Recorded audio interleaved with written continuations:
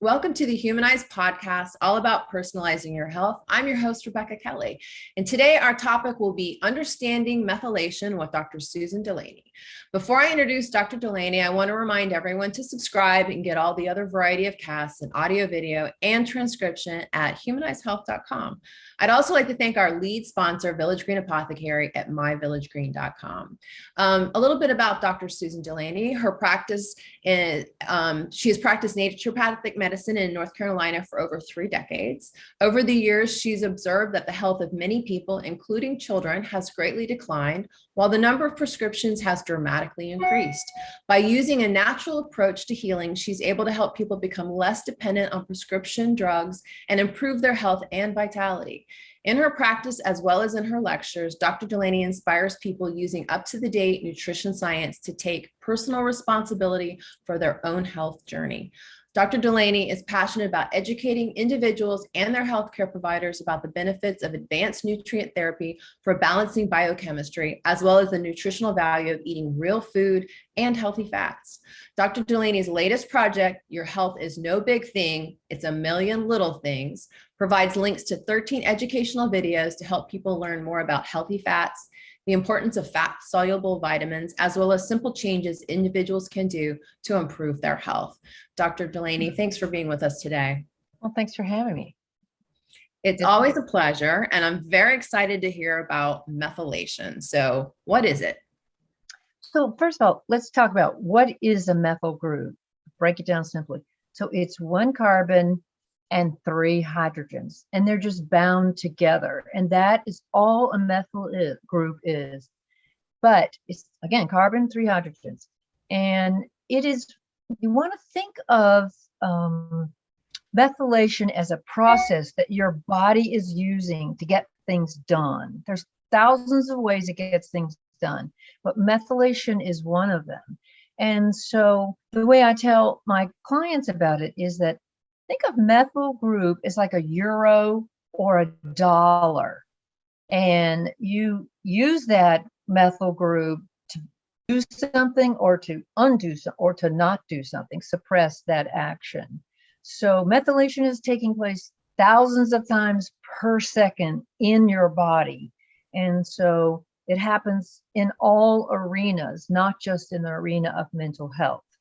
But why methylation is important in mental health is because when you are born, you have markers that are laid down for methylation to be normally methylated, overly methylated, or undermethylated. And so some of that is inherited from your parents, okay? So that's where the genetic thing comes up. And that is established at birth. So there's nothing you can do necessarily to change that, but you can modify it if it creates problems for you in the realm of mental health. Okay, so Dr. Walsh says that 70% of the people are normally methylated. 22% of the population is undermethylated, and 8% of the population is overmethylated. Okay. And in his protocol, he uses a test called whole blood histamine, okay?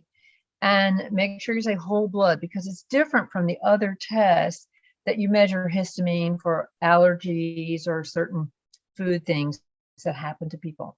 So whole blood histamine turns out to be a marker for methylation because it is degraded by methyl groups, okay? So if you have a lot of methyl groups, then you have a low histamine level, okay? That person would be overmethylated, pretty simple. If you have very few methyl groups, this person's histamine is going to be high because they can't degrade it. So therefore, you're undermethylated. And that is why this blood test is used, okay?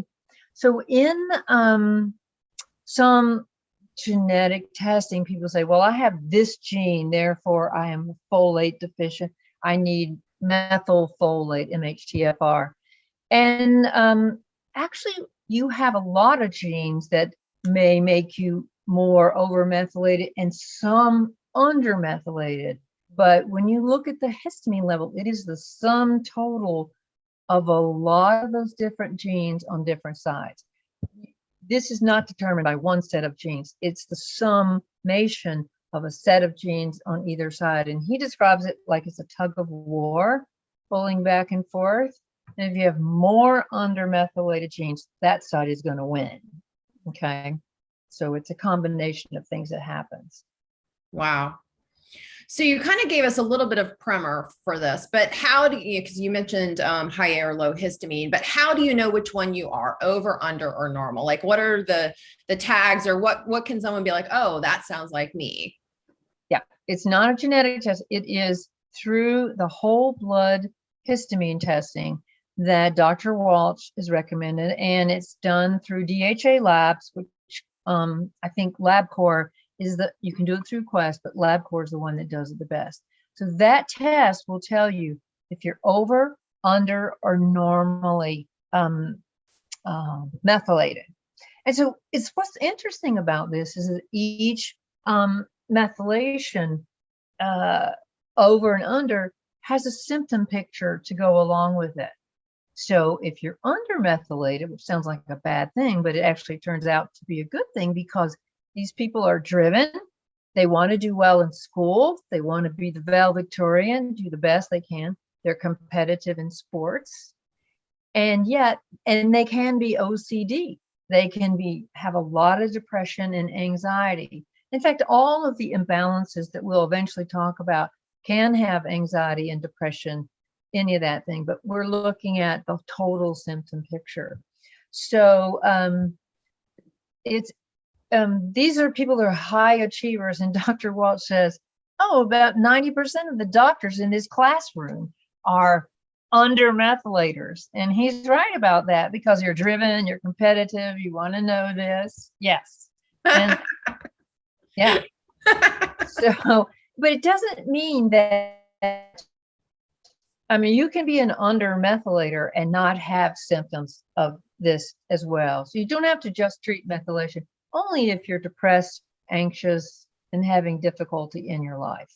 I have a sister who's severely undermethylated, but she has ADHD, and it just works for her. She just gets a lot done, juggles a lot of balls. Sometimes they crash, but you can be undermethylated and it works for her. So on the other side, maybe some of you know people like this, an overmethylated person, they're so much fun. They're laughing, they want to be friends, they're great neighbors. They don't really care about school that much. They get a B, C, that's kind of okay. They like sports, but they don't want to play to win. They want to play to have fun and be with other people. They can also tend to be a little bit more artistic, have some musical abilities. And again, you can be overmethylated and function well. But many of the people that I have tested who are overmethylated tend to have problems in school. Like they try really hard and they're working harder than most people, but they just can't get it. But I think they have ADHD, and as part of their overmethylation can cause that as well. And so can a high copper, and overmethylation is associated with a high copper as well. So sometimes there's not just one imbalance, there's two or three. But the two methylation imbalances, overmethylation and undermethylation, they look distinctly different most of the time. So I'll tell you one story. I had a physician who came in. She was a psychiatrist, and she said, I want you to test me for the Walsh protocol. I said, sure. And it turns out she is overmethylated. And, she's a doctor. She went to med school. She's got to be pretty high competitive to get through all of that. So I called her and said, Dr. Jones, that's a fake name. I said, I think the test is wrong. We need to retest you because you don't seem to fit the symptom picture of the blood test, and maybe something went wrong in the lab. And she goes, oh no, I read the book. Overmethylation fits me perfectly. And so, wow, I was very surprised. Most of the time, you can see it exactly. And maybe she hadn't totally revealed her symptoms to me. And she just had problems focusing and whatnot. So Dr. Walt says the testing is important. It's 50% of it, as well as the symptom picture, the protocol. I mean, what that person is experiencing. And some people function okay as under methylators and some as over methylators. But I really feel like the over methylators struggle. They really do struggle keeping up in school and feeling like there's something wrong with them, and yeah, acting out behavior, those kids. So it's fascinating, but it's rare to find an over methylator. I've probably had 15 or so in my practice in the last 8 or 9 years, but they respond so well to the treatment. It's really Wow. remarkable. It's almost like, before you hire a tutor for your child because they're struggling, you might also want to basically order some biochemistry testing, to go along with it and see whether you can get them the right nutritional support to, help with that. Wow. Exactly. And there's psychiatrists all over the country doing this, and you can find them on Dr. Walsh's website, walshinstitute.org. And, I would also like to say to parents, if your child is having emotional difficulties, acting out, behavior problems, number one, it's not because you're bad parents, and it's not because they're bad kids. It could be their biochemistry is just out of balance. And before we put them on drugs, let's test that and see if there's something that we can do. It's so rewarding to see a kid going from an ostracized, dweeb, can't keep up at school, to now he's in high school playing basketball and getting good grades. And that was not because of drugs. We're not having a deficiency of Prozac in this country. It is not the reason that your children are acting out, depressed, and whatnot. So there's much more to it, underlying biochemistry. So like I said, let's go to the headwaters and find out what's going on. I love that. Thank you, Dr. Delaney. Those are really valuable insights. Dr. Delaney can be found at www.thewellnessalliance.com. I'm going to spell that. It's THEWELLNESSALLIANCE.com. And let me remind you to subscribe and get access to all Humanized videos, podcasts, and transcriptions from all of our thought leaders on personalized health at humanizedhealth.com. Thank you so much for being with us, Dr. Delaney. Truly insightful.